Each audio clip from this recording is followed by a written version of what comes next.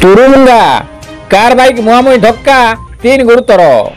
केन्दुझर जिला पाटना ब्लॉक बाउंसुरी कंटियापड़ा छक निकट में आज सकाळे बाइक सहित कार मुहांमुही धक्का होईची। दुर्घटना बाइक रे थिबा 3 जन गुरुतर आहत होइचंती।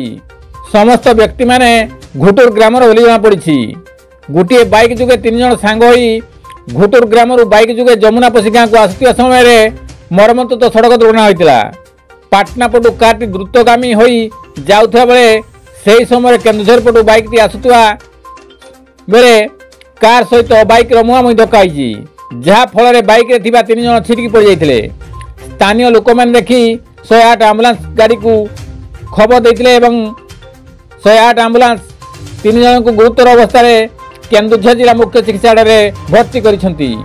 खबर पाई तुरुमुंगा पुलिस पहुंची घटनार तदंत करुछि। कविंद्र राउत का रिपोर्ट, केडी न्यूज ओडिया।